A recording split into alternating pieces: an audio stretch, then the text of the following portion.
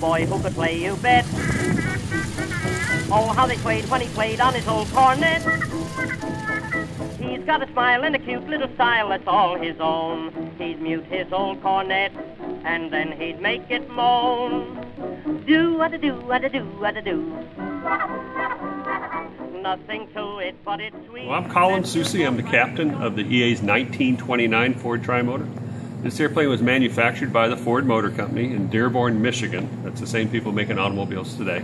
They made 199 Ford Tri-motors. The first one flew in 27. And what was really remarkable about Ford Tri-motors is when the first one came out, it was the first all-metal airplane manufactured in the United States where the passengers rode indoors. Before this came along, everything was an open cockpit biplane.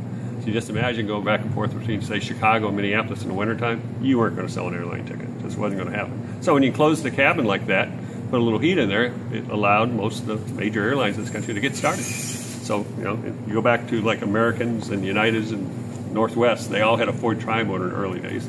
This particular airplane came off the assembly line in 29 and was purchased by Pitcairn Airways, which is the famous name in aviation, Pitcairn Mailwing, Pitcairn Autogyro. They used it to haul airmail up and down the East Coast, but the name of their company was Eastern Air Transport, which became Eastern Airlines. So this is actually Eastern Airlines' first airplane. It's still going strong. Eastern Airlines is long gone. The other remarkable thing about Ford Tri-motors is that it could cruise at 90 miles an hour. And let me tell you that 90 miles an hour doesn't sound that fast today, but in 1927, that was blistering fast. Because back then, your competition was, say, a Model A or a Model T Ford on a dirt road going around farmers' fields. You know how they make 90-degree corners all the time? You couldn't make more than 15 miles an hour in those fields. I'm told that back then, if you started to go from Nashville to Louisville, it would take 2, maybe even 3 days by car, while the Ford could do it in 3 or 4 hours. So you can see how it changed aviation in this country. So airplanes started off life for Eastern Airlines, but Fords actually had a pretty short lifespan as airliners. 2 things happened. The Great Depression came along in 29, in the early 30s. That ruined ticket sales. And then in the early 30s, Mr. Douglas came along with something called a DC-3. Went a lot faster, hauled more passengers, was more economical to operate. So the Fords were quickly relegated to cargo. And the Ford is perfect for cargo. It doesn't care about the amount of weight you can put inside it. It's got a lot of space inside. You get it in the door, it'll fly. And it's got a big, strong landing gear. It can get in and out of rough grass fields.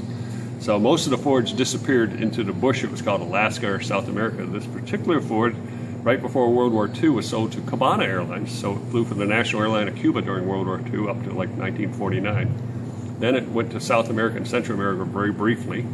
At one time, it was the Air Force One for the Dominican Republic. Then it ended up in Missoula, Montana, fighting forest fires. They were using it to haul smoke parachute jumpers, drop them in on the fires. But where it really excelled was after the fires was out, it could land in those short grass mountain runways and get the jumpers and their equipment back out. So people loved it for stuff like that.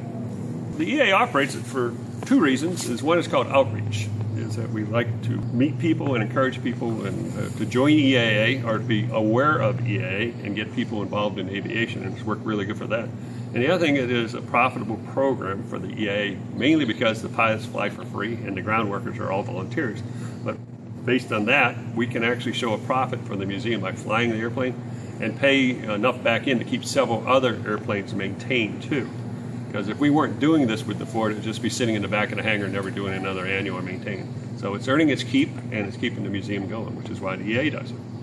Passengers love it. They sometimes are a little hesitant to get on. Some of them, a lot of them have big smiles before they get on, but when they get off, they all have huge smiles. It's not like working for the airlines where they're all grumpy when they get off.